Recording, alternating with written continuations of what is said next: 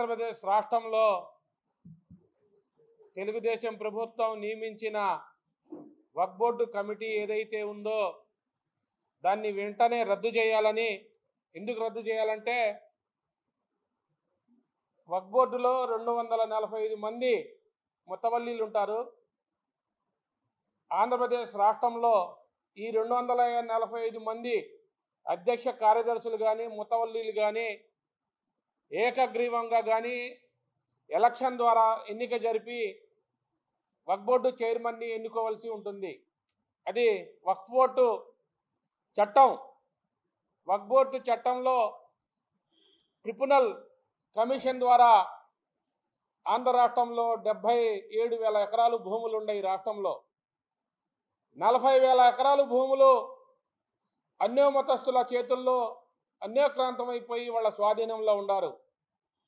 వక్ఫ్ బోర్డుకి ఈ రాష్ట్రంలో 13,400 మసీదులు ఉన్నాయి. ఆంధ్రప్రదేశ్ రాష్ట్రంలో ఇక్కడ ఓటర్లుగా ఎంతమంది ఉన్నారయ్యా అంటే 245 మంది ఓటర్లుగా ఉన్నారు.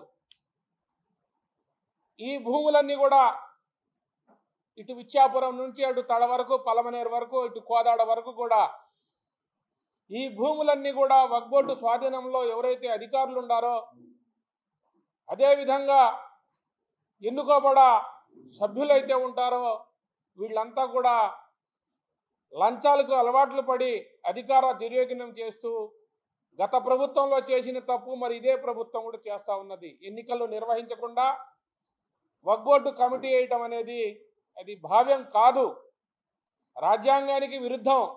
అందుకనే హైకోర్టులో దాదాపుగా 10 కేసులు పడ్డాయి. మరి రాష్ట్ర విభజన జరిగినాక ఆంధ్రప్రదేశ్ తెలంగాణలో 52% ఆంధ్రప్రదేశ్కి, తెలంగాణలో 48% వాటా డివిజన్ కూడా జరగల. మరి 6 నెలలైంది ఈ ప్రభుత్వానికి, 6 నెలలు ఇచ్చాం కాలం. మైనార్టీ కార్పొరేషన్ నిధులు కానీ, ఉర్దూ అకాడమీకి నిధులు కానీ, మరి ఆంధ్రప్రదేశ్ డివిజన్ జరిగినాక గత ప్రభుత్వం అయినా ఈ ప్రభుత్వం అయినా హజ్ హౌస్ నిర్మాణం జరగల.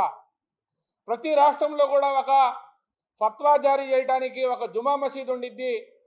జుమా మసీదుకు 100 ఎకరాల స్థలాన్ని కేటాయించండి అని మేము రాష్ట్ర ప్రభుత్వానికి, గత ప్రభుత్వానికి చెప్పాం, ఈ ప్రభుత్వానికి కూడా చెప్పాం. ముస్లిం పర్సనల్ లా కానీ, ఈ ముస్లిం సమస్యల మీద కానీ అటు తెలుగుదేశంలో ఉన్న నాయకులు కానీ, వైసీపీలో నాయకులు కానీ వాళ్ళ యొక్క సూచనలు సలహాలు తీసుకోవడంలో కూడా ఈ ప్రభుత్వం పూర్తిగా వైఫల్యం చెందింది.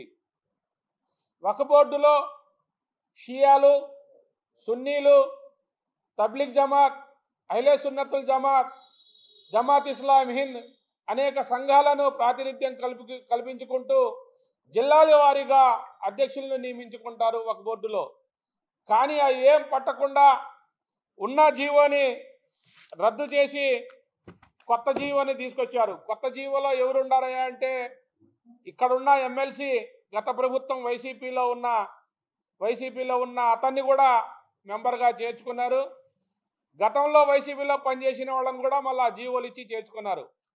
అంటే ఏ ప్రభుత్వంలో అధికారంలో ఉంటే ఆ ప్రభుత్వానికి వత్తాసుగా పలికి మరి వీళ్ళంతా కూడా ఏకమయ్యి ఎలా దాచుకోవటం, ముస్లిం సమాజాన్ని అభివృద్ధి చేయకుండా న్యాయస్థానాలలో, కోర్టులో కేసులు వేసి అభివృద్ధిని విస్మరిస్తున్నారు వీళ్ళంతా కూడా.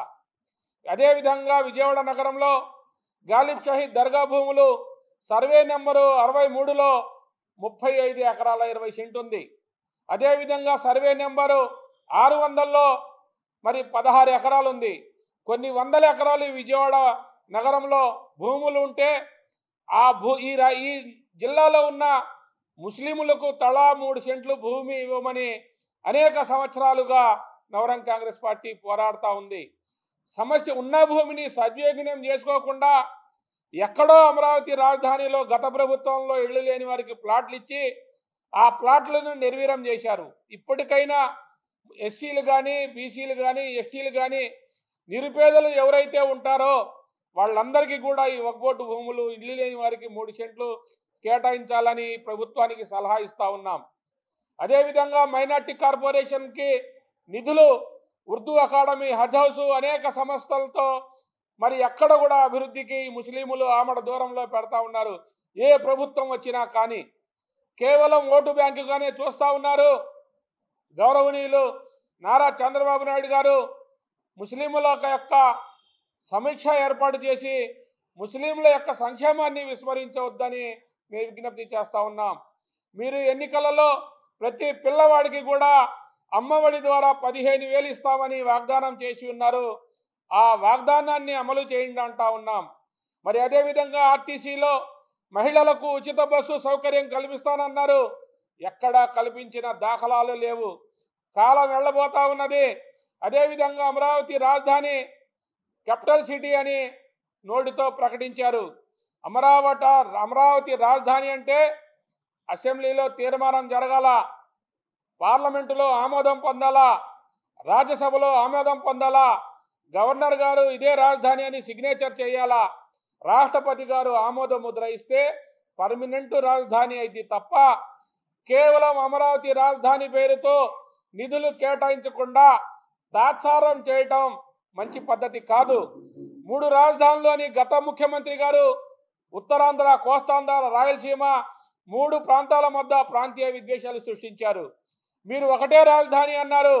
ఒకటే రాజధాని ఏ విధంగా అమలు చేస్తారో పర్మనెంట్ రాజధానిగా మీరు అసెంబ్లీలో ఎందుకు తీర్మానం చేయలేదని ఈ రాష్ట్ర ప్రభుత్వాన్ని విజ్ఞప్తి చేస్తున్నా.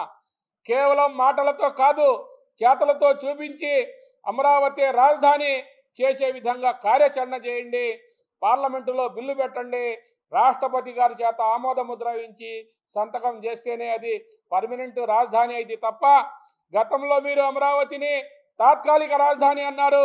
ఆ తాత్కాలిక రాజధాని వలన ఆంధ్రప్రదేశ్ రాష్ట్రంలో ఉన్న మరి బడుగు బలహీన వర్గాలకు ఏ రాజధాని అయోమయంలో ఉండారు. అసెంబ్లీలో తీర్మానం చేయండి, అది కేంద్రానికి పంపించండి అని నవరంగ్ కాంగ్రెస్ పార్టీ ద్వారా మేము విజ్ఞప్తి చేస్తా ఉన్నాం. మరిన్ని వీడియోస్ కోసం ఛానల్ ని సబ్స్క్రైబ్ చేయండి. లేటెస్ట్ అప్డేట్స్ కోసం వాట్సాప్ ఛానల్ ని ఫాలో అవ్వండి. ఆ లింక్ డిస్క్రిప్షన్ లో ఉంది.